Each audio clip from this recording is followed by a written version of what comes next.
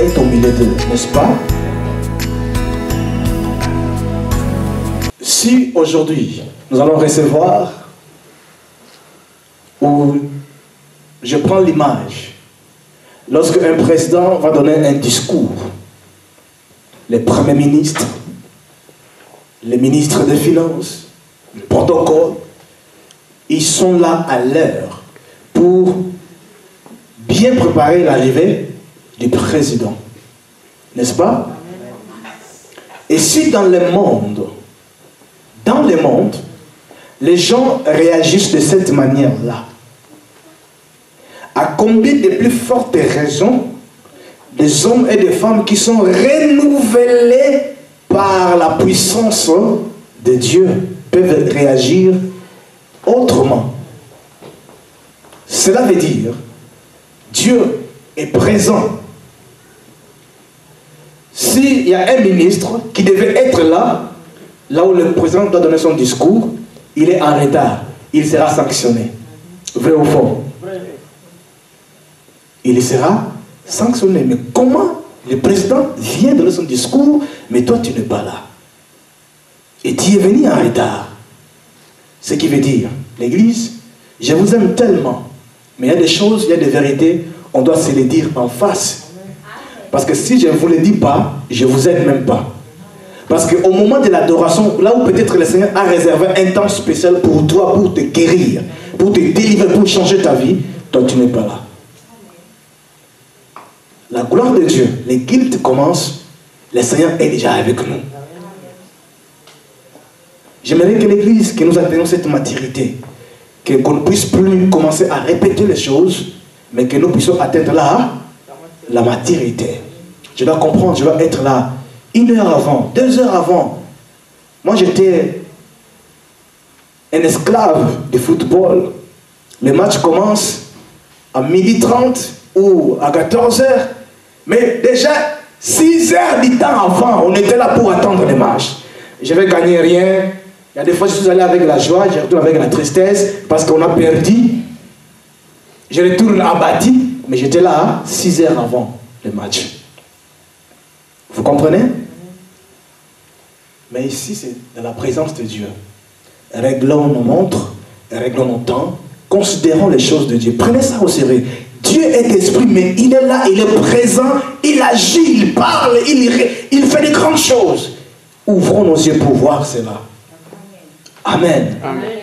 C'est juste une question de ces disciples. J'ai dit que non, le niveau où Dieu m'a amené, là où le Seigneur m'a amené jusqu'aujourd'hui, non, qu'est-ce que je dois lui faire? Qu'est-ce que je dois lui donner? Ce qu'il fait dans ma vie chaque jour. J'ai raconté à mon frère Sonico et à Papa Carlito une histoire qui m'est arrivée. Je partais au travail vers 2h30 et j'ai dépassé un camion qui était devant moi. Et tout d'un coup, le chemin que j'ai pris, donc dans mon dépassage, ces places-là, il y a, comment on appelle ça, voilà. Donc il y avait de l'eau. Alors, au moment où je me dépassais, ma voiture commençait à se glisser pour aller en bas, donc vers le camion. Le Seigneur m'a donné cette maîtrise-là. Je suis resté calme. Je n'ai même pas freiné. J'ai contrôlé mon volant et j'ai passé ces dangers. Lorsque je suis arrivé au travail, j'ai dit, Seigneur, aujourd'hui peut-être je ne pouvais plus être là en vie, mais c'est vraiment un miracle. Dieu merci. Amen. Alléluia. Amen. Bien-aimé, il y a des choses que Dieu t'épargne parce que tu es là. Amen. Je vous dis vrai, il y a des dangers. Le Seigneur te parle parce que tu es là. Amen. Et tout ce qui fait partie d'une église qui se donne, il y a une protection divine qui les couvre. Amen. En Égypte, l'ange de la mort pouvait passer pour détruire. Mais ceux qui étaient dans la maison, avec le sang, ils étaient épargnés. Ils étaient protégés. L'église, elle est couverte sous le sang de Jésus. Et lorsque tu fais partie, tu es sous cette onction-là, sous cette grâce-là. C'est pourquoi il faut être là. il faut être régulier à l'église. La raison pour laquelle on doit être régulier à l'église, parce que c'est une couverture. Le Seigneur nous couvre, il nous parle, il nous bénit, il nous guérit, il nous fait de grandes choses. Changeons nos visions, changeons nos manières de voir les choses. Considérons ce que nous sommes en train de faire. Et nous allons voir cette église. Vous savez, si on fait la sommation de la totalité de ce que nous sommes, comment on vient tour par tour, si on vient tous à la même fois, peut-être on doit encore ajouter les chaises. N'est-ce pas? Mais qu'est-ce qui s'est passé quoi? Aujourd'hui, on vient d'autres visages, demain, autre visage, après-demain, autre visage, et l'église, au lieu d'avancer, l'église n'avance pas.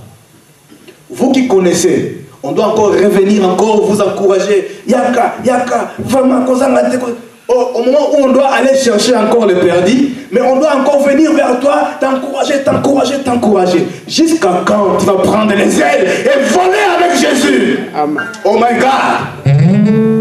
Je risque de prêcher encore. Pardonnez-moi. Vole, vole, tu es un aigle. Tu es un aigle, volez. Ne reste plus enfant, vole. Deviens un fils, deviens une fille. Il y a des messages qui doivent nous révolutionner. Ça change mon comportement.